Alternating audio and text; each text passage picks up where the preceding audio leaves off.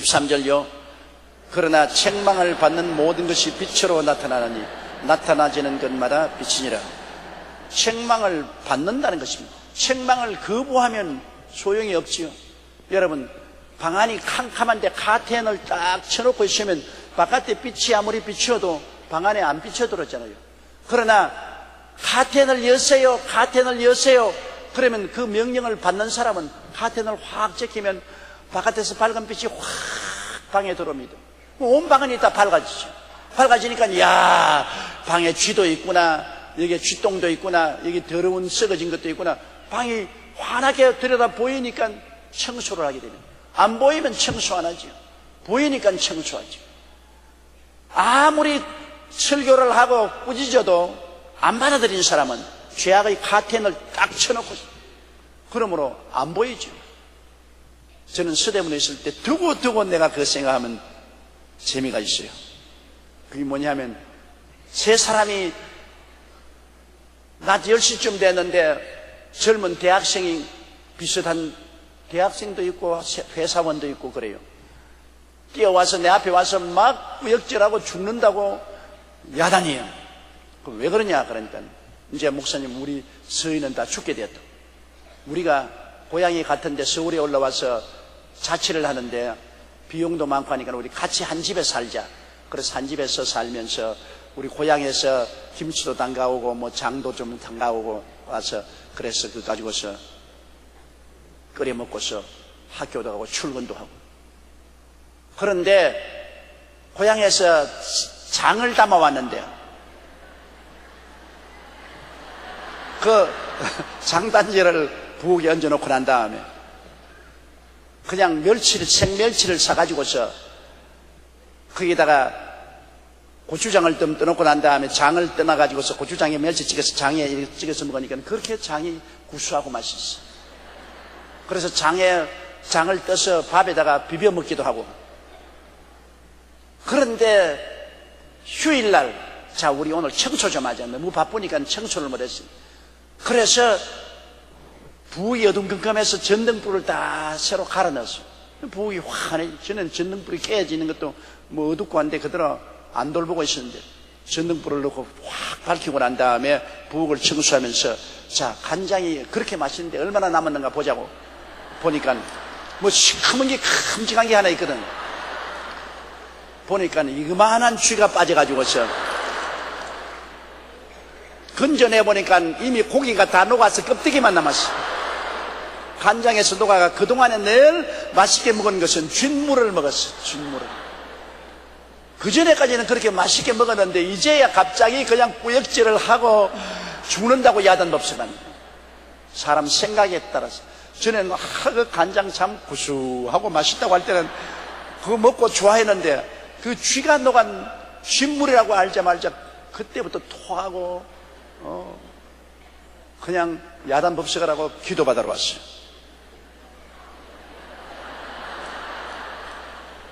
그만 전등불만 안 갈았으면 그 간장 끝까지 다 맛있을 것인데 빛이 있으니까 쥐가 보이더라. 우리도 여러분 회개가 언제 하는지 압니까? 그냥 회개하라 한다고 회개 안 합니다. 하나님의 빛이 비추어야 회개하게 되는 것입니다. 사람들 안 믿는 사람 보고 회개하라 하면 내가 무슨 죄 있어? 나는 죄 없어. 다 죄 없다고 합니다. 왜? 빛이 안 비치니까 뭐가 있는지 모르죠. 방 안에 카텐 닫히고 방 안이 캄캄한데 먼지가 있는지 티끌이 있는지 진드기가 있는지 뭐 보여야 말하죠. 창문을 열어 제껴서 빛이 환하게 들어오니까 먼지와 티끌과 진드기와 모든 것이 다 보이니까 그 보고 난 다음 소지 안 할 수 없죠. 청소하죠.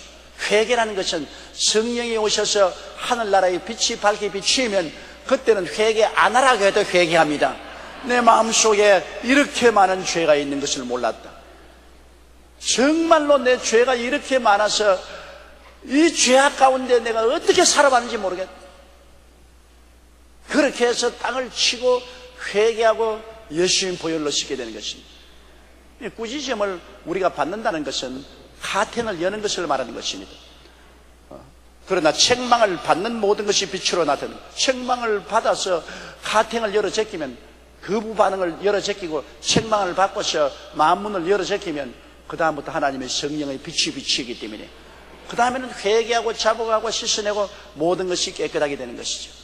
교회 오기 전까지는 늘 내가 무슨 죄인이냐, 내가 회개할 게 없다고 하다가 교회 와서 설교를 듣고 난 다음 설교를 받아들이면 마음의 카텐을 열어 제낍니다.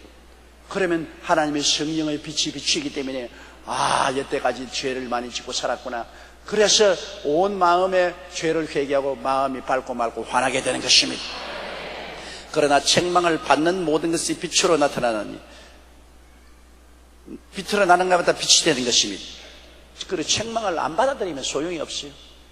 오늘 자녀들 교훈도 그렇지 않습니까? 자녀들에게 부모님이 너 이거 잘못하고 저거 잘못이니 고쳐라 하면 고치면 좋은데 일일이 자꾸 타당화합니다. 탁탁 받고 타당화합니다. 부부간의 싸움도 여러분 어떻게 해서 싸움이 깊어진지 압니까? 남편이 잘못한 거 부인이 여보 당신이 이거 잘못했어. 이거 고치요. 그러면 남편이 자존심이 있기 때문에 뭐 어쩌고 어째? 나는 잘못한 것도 없어. 나는 이래서 이렇게 하고 저렇게 저러고 아주 개똥 철학을 갖다가 대는 것입니다. 그 좋은 철학을 되면 몰라도 개똥 소똥 철학을 갖다가 대요. 말도 안 되는 소리를 해도 타당화를 해요. 그러면 부인이 말한 것이 소용이 없고 그 다음에는 감정만 생기는 것입니다. 또 남편이 부인하고 여보 당신 이거 잘못했어. 왜냐하면 애들 버려두고 난 다음 당신 동창회 한다고 돌아다니고 개한다고 돌아다니고 놀러 다니고 집안 안 돌보고 애들 이래놓고 어떻게 하겠냐. 나만 그런 줄 알아? 우리 친구들은 다 그래도 남편들이 아무 말도 안 하는데 왜 당신만이 자꾸 나를 잡고서 시비냐 시비. 나 이렇게 하면 내가 못 살아. 정당한 말을 하는데도 자기 타당화를 합니다. 그러면 회개가 일어나잖아요. 자기 타당화하지 말아야 돼요. 자관 아무리 손아래 사람이라도 바른 말을 하거들랑 가슴이 아프더라도 듣고 귀를 기울여야 돼요. 아무리 남편이 권위가 있다 해도 부인이 바른 말을 하면 듣고서 변명하지 말아야 돼요. 잘못했다. 내가 잘못한 거 고치겠다. 뭐 그러면 뭐 무장해제 아닙니까? 잘못했다고 고치겠다 그러는데요. 뭐 더 할 말 없죠. 부인도 남편이 무슨 말 하거든. 여보 너 잘못했어. 내가 생각해보니까 정말 잘못한 것 같아. 나 이제부터 안 그러겠어. 그러면 더 이상 잔소리하면 소용이 없죠. 그러면 해결되는 거예요. 그러나 내가 잘했다고 내가 잘못한 것을 자꾸 타당화하면은 그거를 자꾸 잘못한 것을 들춰내려고 하고 나는 감추려고 하고 밀고 땡기고 하니까 싸움이 되는 것이지. 두 손뼉이 마주쳐야 소리가 나지. 때리는데 한쪽은 내려와 버리고 한쪽 혼자 이래서 하면 아무 소리도 안 나지.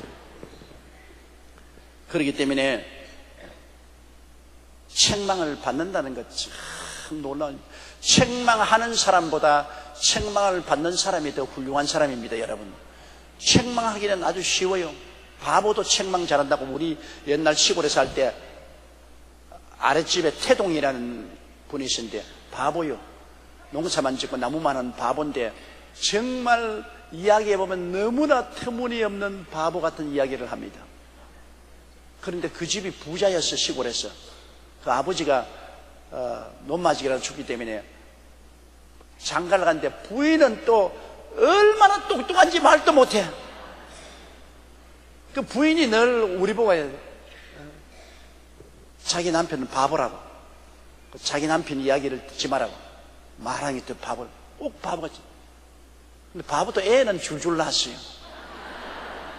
그런데 그 바보가 내가 지금도 기억에 분명한데 그 딸을 갖다 놓고 교훈을 하는데 일일이 심하친 말을 다 하더라고요.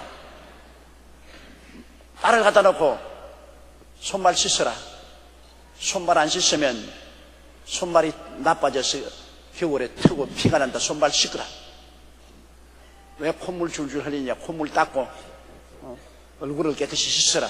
뭐 이런 말. 아주 바보라서 아무것도 모르는 줄 알았는데 할 말 다 하더라고요. 남을 교훈하는 것은 참 쉽다고. 남의 눈에 있는 티를 보고서 뽑아라 하기는 정말 쉽다고요. 그러나 남이 너의 눈에 있는 들보를 뽑아라고 할 때 그것을 받아들이는 사람은 참 훌륭한 사람입니다. 교훈하기는 쉬워도 남에게 교훈을 받아들인다는 것은 정말로 힘든 일입니다. 자존심이 걸려있기 때문에. 그것이 뭐 좋은 자존심이든 개똥 자존심이든 자존심은 자존심이기 때문에 교훈을 하면은 자존심에 걸리기 때문에 그것을 꾹 참고 삼키는 것이 참 힘이 듭니다. 그러므로 책망하기는 쉬워도 책망을 받아들이기는 정말 힘든데 책망을 받아들이는 사람은 굉장히 훌륭한 사람입니다. 그 사람은 앞날이 약속되는 사람입니다. 요사이는 학교 선생이 애들도 책망 못해요.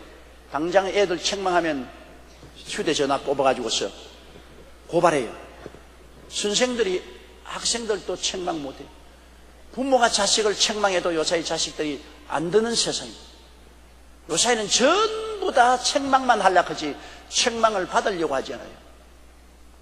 이러니까 정말로 발전이 없어지고 끝없는 논쟁만 일어나는 것입니다. 그러나 책망을 받는다는 것 참 좋지요. 책망을 받으면 모든 것이 빛으로 나타나지는 것은 다 빛이야. 책망을 받는 사람은 빛이 된다는 것은 어두움이 자꾸 사라지고 점점 더 앞날이 열린다. 지혜가 주어지고 총명이 모략과 재능과 지식이 점점 책망을 받으면 점점 발전하는 것입니다. 책망을 안 받으면 그 자리에 있거나 후퇴하는 것입니다. 우리가 정말로 하나님 앞에서 점점 나아지는 삶을 살려면 끊임없이 책망의 귀를 기울일 줄 알아야 되는 것입니다. 책망을 받으면 받을수록 더 지혜로워지고 더 총명해지고 더 모략이 넘치고 재능이 넘치고 지식이 넘치게 되기 때문인 것입니다. 14절요. 그러므로 이르시기를 잠자는 자여 깨어서 죽은 자들 가운데서 일어나라. 그리스도께서 너에게 비치시리라 하시느니라. 여기에 죽은 자하고 잠자는 자가 있는데 죽은 자는 예수 안 믿는 자는 죽은 자인 것입니다. 예수 안 믿는 자는 영혼이 죽었거든요. 육신이 살아있으나 영혼이 죽은 자입니다. 잠자는 자는 영혼이 예수 믿고 살아났으나 세상에 취해 있는 사람은 잠자는 자인 것입니다. 아예 죽은 자는 희망이 없죠. 예수 안 믿고 난 다음에 그대로 있으면 지옥 가는 것이죠. 누구든지 저를 믿어야 살아난 사람이 잠이 드는 것이 참 위험합니다. 예수를 잘 믿는 사람이 그만 세상에 재미가 나서 세상을 따라가다가 세상 잠에 푹 빠져버리고 마는 것입니다. 그러면 세상 잠에 빠져있다가 나중에는 죽게 되는 것입니다. 제가 이번 주에도 설교했지만 북극 탐험을 하는 그 추운 얼음 구덩이에 가면 자꾸 잠을 자게 돼요. 사람이 추워지면 웅크려서 잠을 자게 돼요. 추울 때 잠자면 영락없이 죽습니다. 겨울에 얼어 죽은 사람들은 어디 지하철에서나 그렇지 않으면 공원 벤치에서나 술 먹고 난 다음 들어 누워서 죽은 사람들은 신문에 나지 않아요. 추운데 잠자면 영락없이 죽습니다. 그런데 추우면 자꾸 잠이 와요. 추우면 웅크리고 잠이 와요. 그 잠이 들면 추울 때는 뇌 속에 이상한 화학작용이 일어나서 아편 먹은 것처럼 붕 뜬 기분이 돼요. 그래서 기분이 좋아요. 죽을 때까지 붕 뜬 기분이 되어서 그대로 얼어 죽어버리고 하는 것입니다. 추울 때 잠들지 말아요. 오늘 세상이 굉장히 추워요. 여러분, 오늘 세상에 죄악의 한파도 많이 다가오기 아니와 정말 성경에 말하는 말세의 징조가 이제는 너무나 뚜렷합니다. 전쟁과 전쟁 소문, 테러 소문. 이 세상에 안전한 데가 어디 있습니까? 미국이 안전합니까? 미국 사회에 가면 어느 곳이나 테러 때문에 긴장이 돼. 소련이 안전합니까? 수백 명이 요번 테러 때문에 죽었지 않습니까? 소련이 안전하지 않죠. 세계 어느 곳에 가도 구라파가 안전합니까? 중동이 안전합니까? 우리 한국이 안전합니까? 이 세상은 완전히 테러로 말미암아 마비되어 있는 것입니다. 그래서 전쟁과 전쟁 소문, 테러 소문, 그 다음에 지진, 어제도 일본에 굉장히 강한 지진이 일어났지 않습니까? 지진, 그럼 기근, 그 다음 온역, 사람들이 바다에 파도 소리만 듣고도 마음이 두려움에 떤다 했는데 요사이 아니게 아니라 파도 소리만 들어도 마음이 떨려요. 세상이 이제는 흔들리고 깨어집니다. 떠날 때가 왔어요. 세상에 이제는 떠날 때가 왔어요. 그래서 하나님이 이러한 현상이 일어나거든 고개를 들어 하늘을 쳐다보라. 주님 오실 날이 가까워왔다고 말한 것입니다.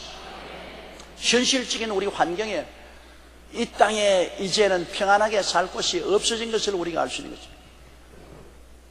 독수리가 언제 새끼를 데리고 둥지를 뜹니까? 둥지에 새끼들이 편안하게 지어 들침에 독수리는 둥지 지을 때 가시나무로 둥지를 짓습니다. 가시가 스물스물스물한 가시 덩굴로서 둥지를 지어서 그 다음에는 토끼나 노루를 잡아와 가지고서 깝대기를 벗겨서 깝질로 그 위에 이렇게 덮어. 거기에 가시 위에 덮고 그 다음에 새를 잡아와서 전부 털을 털어가지고서 푹신푹신해서 아예 그냥 힐튼 호텔이나 조선 호텔처럼 만들어 놓아요. 푹신푹신하고 따뜻하고 거기에 알을 낳고서 독수리가 새끼를 키웁니다. 이 새끼들이 얼마나 좋습니까? 아주 가죽 침대에다가 푹신푹신한 새 털 이부자리에 있으면서 어미의 양식을 받아먹고 자라서 이제는 날개도 커지고 날만 하게 되면은 독수리는 새끼들을 둥지에서 나오라 그럽니다. 애미가 와서 독수리 이 새끼들 위에 날개를 너풀거립니다. 내가 날개가 얼마나 크다는 거 보여주고 난 다음에 그 다음엔 둥지에 앉아서 날개를 쫙 펴면서 올라타라 그럽니다. 날개 올라타라. 올라타라. 독수리도 올라탑니까? 그 부들부들한 둥지가 좋은데 안 올라타고 전부 다 오그라집니다. 그러면 독수리가 와서 새끼를 한쪽으로 밀고 탁 발톱으로 그 가죽을 들어서 팽개쳐버립니다. 전부 새털을 쫙 날려버립니다. 그리고 새끼를 확 밀어넣으면 가시둥지에 들어갑니다. 가시둥지에 들어가니 막 찢기지 않아요. 가시에 찔리고 아프니까 아이고 내 죽겠다고 고함을 칩니다. 그러면 날개를 쫙 펴고 올라타라. 그러니까 둥지에 있는 것이 너무 괴로우니까 결사적으로 기어올라서 어미 날개 위에 올라타면 어미 독수리가 새끼를 날개에 싣고 공중으로 쫙 떠서 그 다음 바위에 가서 바위에 앉혀놓고 먹이고 또 날개에 싣고 공중에 올라가서 떨어뜨립니다. 낙하산 훈련시켜요. 날개를 움켜요. 새끼들이 막 떨어지잖아요. 떨어지면서 죽으라고 날개를 막 치는 거예요. 그럼 저 암컷이 터뜨리면 수컷은 밑에 가서 떨어져 놓으면 바다요. 또 받아가지고 또 올라가고 또 터뜨리면 또 암컷이 밑에 가서 받고. 그래서 나는 훈련을 시키는 것입니다. 독수리가 둥지를 어지럽게 할 때는 둥지를 떠나라는 것입니다. 지금 세상이 이렇게 어지러워져서 가시가 온 곳에 나는 것은 하나님이 떠날 때가 왔다 그 말인 것입니다. 이제 예수 그리스도의 날개 위에 올라타라. 잠에서 깨어 일어나서 세상 둥지에 있지 말고 회개하고 자복하고 성령 받고 예수님의 날개 위에 올라타라. 날아갈 때가 왔다 이제는. 이 둥지를 떠날 때가 왔다. 세상아 잘 있거라 나는 가노라. 7년 환난 일기 전에 나는 가노라. 세상의 시달림도 이제 끝나고 할렐루야 이 하루를 기다렸다. 그날이 다가오고 있습니다. 그날이 도적같이 옵니다. 예수 그리스도의 강림하심이 여러분 이제는 지극히 가까워 왔습니다. 이 세상에 하나님이 둥지를 이렇게 어지럽게 할 때는 지구상에 더 이상 이제는 머물지 말라는 것입니다. 둥지가 어지러울 때 우리는 깨달아야 되는 것입니다. 지금은 우리가 예수 그리스도의 날개, 즉 말씀의 날개 위에 올라타야만 되는 것입니다. 그러므로 이러시기를 잠자는 자여, 예수 믿는 사람이 잠을 자면 죽은 자들 가운데서 일어나라. 예수 믿는 사람들이 죽은 자들, 안 믿는 사람들 가운데 같이 취해서 잠이 들어버리면 이거 큰일 나지 않습니까? 그러므로 잠자는 자들아, 안 믿는 사람 죽은 자들 가운데서 섞여서 잠자들 말고 깨어 일어나라. 그러므로 이러시기를 잠자는 자여 깨어서 죽은 자들 가운데서 일어나라. 그리스도께서 내게 비추이십니다. 일어나면 예수님이 빛으로 비춰주시는 것입니다. 지금 여러분 우리가 이 세상에 안 믿는 사람들, 죽은 사람 가운데 수많은 예수 믿는 사람들이 함께 섞여서 점점 세상 잠에 빠져들어가는데 빨리 깨어 일어나면 주님께서 다시 빛을 비춰주시는 것입니다. 하늘나라의 생명빛으로 우리 빛을 비춰주시는 것입니다. 그 다음 15절요. 그런즉 너희가 어떻게 할 것을 자세히 주의하여 지혜 없는 자같이 말고 오직 지혜 있는 자같이 하여. 우리의 이제 삶을 우리가 늘 계산해야 될 때가 왔습니다. 전에는 허랑방탕하게 살고 허장성세하면서 살았지만은 이제 주님 오실 날이 가까우니까 우리가 삶을 계산을 해야 돼요. 삶을 계산해야 돼요. 축구할 때 여러분 보면은 전반전이 있고 후반전이 있지 않습니까? 그렇지요? 전반전에 잘 싸웠더라도 후반전에 못 싸우면 지는 것이고, 전반전에 못 싸워도 후반전에 잘 싸우면 이기는 것입니다. 우리 인생도 전반전, 후반전이 있습니다. 대개 인생의 40대 전반전, 거기에는 우리가 공부하고 시집가고 장가가고 취직하고 사업하고 집 사고 그런 것 한다고 정신없이 삽니다. 그래서 전반전이 끝나고 나면은 대개 아들, 딸 다 시집 보내고 장가 보내고 이제 남편들도 사회에서 중견 사원이 되든지 지도자가 되든지 은퇴할 때가 되고 이제 부인들도 다 자식 양육에서 벗어나서 마음이 공허화된 후반전이 되는 것입니다. 후반전 인생을 잘 살아야 되지. 전반전에 너무너무나 바빴다가 후반전에 이제는 짐도 들고 시간도 좀 생기면 마음에 공허증이 들면 그때는 방황하기 시작하는 것입니다. 그럴 때 어떻게 행할 것을 이제는 계획을 세워야 돼요. 후반전에 어떻게 할 것을. 전반전에는 먹고 입고 살고 교육시키는 데 보냈다면 후반전에는 삶의 의미를 위해서 살아야 되는 것입니다. 삶의 참 의미가 뭡니까? 삶의 참 의미라는 것은 주님을 섬기고 주님을 위해서 사는 것이 삶의 참 의미가 되는 것입니다. 후반전 인생은 여러분 수첩에 계획을 세워야 돼요. 저도 저희 후반전 중에 후반전을 살기 때문에 저희 마음속에 딱 계획을 세우고 있습니다. 어떻게 행할 것을 자세히 주의하여 지혜 없는 자 같지 말고 지혜롭게, 지혜를 가졌으면 지혜는 분별을 하는 것이 지혜거든요. 분별 없이 그냥 되는 대로 그냥 바람 부는 대로 물결 없이 사는 것은 지혜 없는 사람. 지혜는 분별하는 총명을 가진 사람이기 때문에 분별을 하면서 어떻게 행할 것을 여러분 저는 그렇게 하고 있어요. 나는 후반전 인생의 첫째로 나는 정말로 마음을 다하고 뜻을 다하고 정성을 다하고 목숨을 다하여 내 자신에 대해서는 정의롭게 살고 정직하게 살고 거룩하게 살고 남을 대해서는 용서와 사랑, 온유와 겸손으로 살겠다. 이것을 절대로 하나님을 내 마음속에 전적인 주인으로 삼고 하나님을 절대 복종하고 하나님을 믿고 의지하고 섬기면서 살겠다. 그것이 첫째의 저희 후반전의 삶의 계획이고, 두 번째는 이제는 여의도 순복음교회 정말 멋있게 목사답게 목회하고 살겠다. 전반전에는 저는 해외 선교한다고 너무나 해외를 많이 돌아다니고 부흥회 다니고 한다고 알찬 목회 못했어요.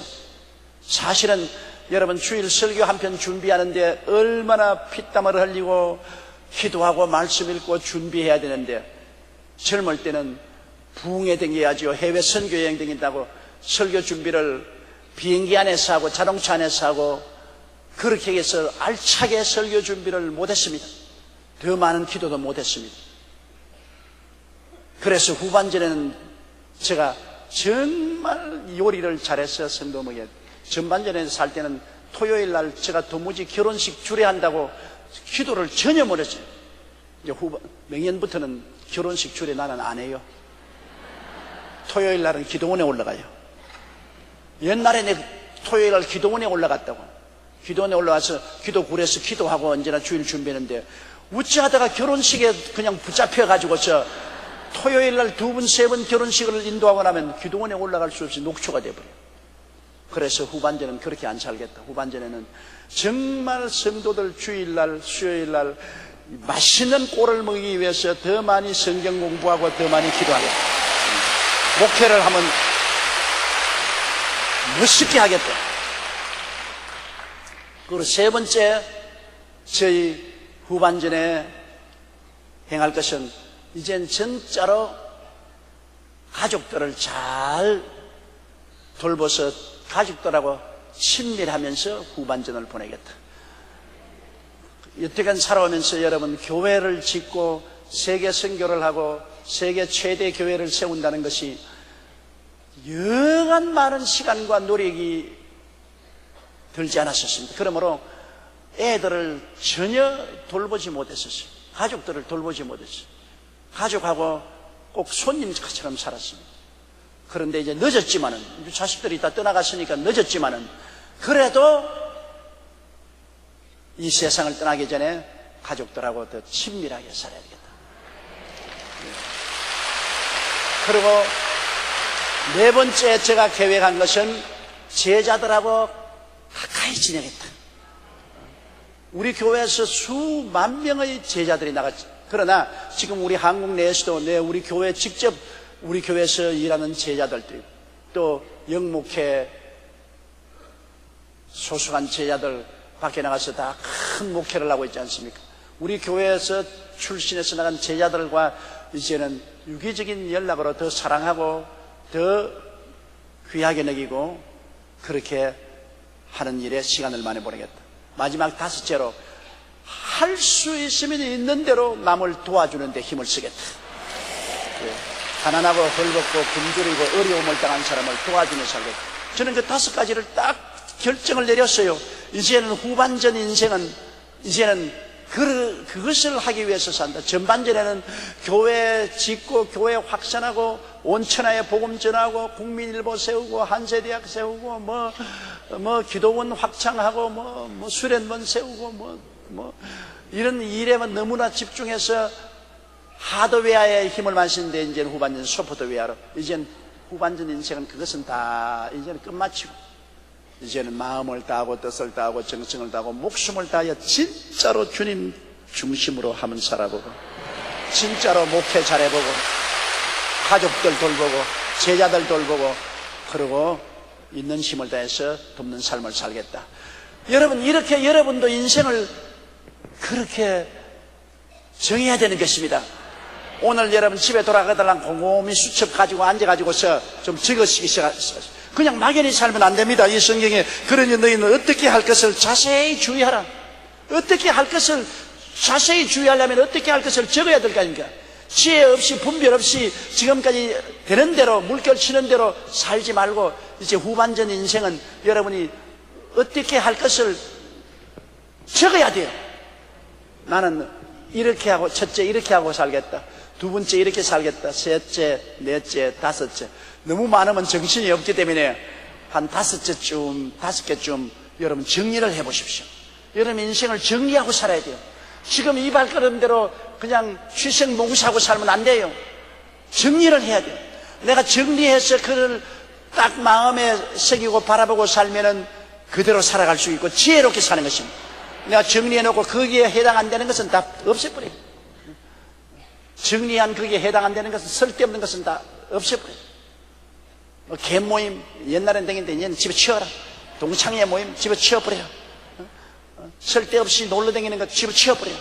내 계획한 대로 거기에 착착 맞추어서 인생을 살아가도록 하기 위해서는, 그런즉 너희가 어떻게 행할 것을 자세히 주의하여 지혜 없는 자같이 말고 오직 지혜 있는 자같이 행하라. 지혜 있는 자같이. 그리고 16절요, 세월을 아끼라. 때가 악하니라. 때가 얼마나 악하고 세월이 얼마나 빨리 흘러가는데, 이제는 여러분 이 세월을 아껴서 써야 돼요. 수돗물 쓰듯이 그냥 막 틀어놓고 쓰면 안 돼요. 세월이 순식간에 지나갑니다.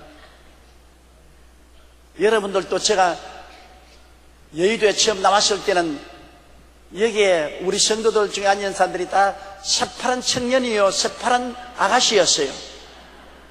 여러분 가운데 많은 사람이 제가 주례한 사람들입니다. 그런데 지금 다 할아버지 할머니가 되어가고 있어요. 세월이 흘렀어요. 세월이 흘렀어요. 참으로 저는 거울을 들어보면 너무나 통탄스러워요. 내가 늙는 것이 아까워. 좀 안 늙었으면 좋겠는데.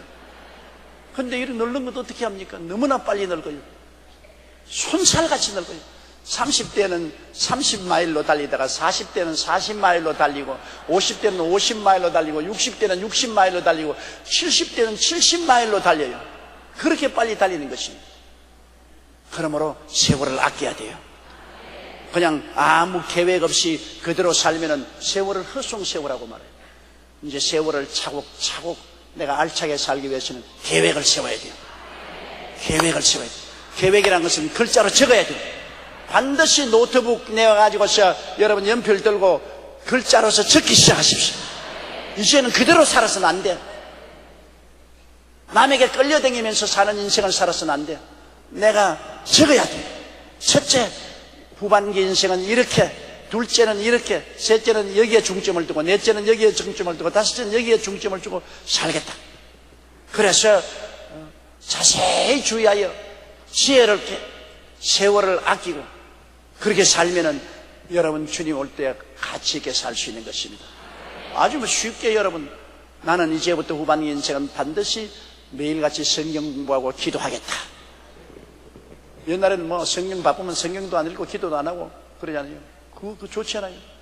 또 두 번째 해놓고 반드시 우리 지역장, 구역장 모임에 출석해서 나 열심히 지역과 구역을 위해서 봉사하겠다. 이런 것도 적어야 돼요. 안 적으면 안 돼요. 적는다는 것이 굉장히 중요한 것입니다. 적으면 여러분께서 바라봄의 법칙을 가지고 바라보게 되고 그대로 되는 것입니다. 안 적으면 아무것도 안 돼요. 나 여러분께 정말 부탁합니다. 오늘 집에 돌아가고 오늘부터 당장 막 노트장에 글을 적이지 말고 기도하고 난 다음 남은 인생을 나는 이렇게 살겠다. 남은 인생을 정말 하나님 앞에서 기도하고 성령의 인도를 따라서 나는 정직하게 남은 인생을 이렇게 살겠다고 여러분이 딱 마음에 작정하라고 적어놓고, 그리고 거기에 비해서 필요 없는 것은 다 걸러버리고 필요 있는 것을 가지고 살아야 세월을 아낄 수가 있는 것입니다. 세월이라는 것은 한없이 오는 것 아닙니다. 이제는 우리가 얼마 안 남은 세월을 아껴서 가치 있게 살아야 훌륭하게 후회 없이 인생을 살아갈 수가 있는 것입니다.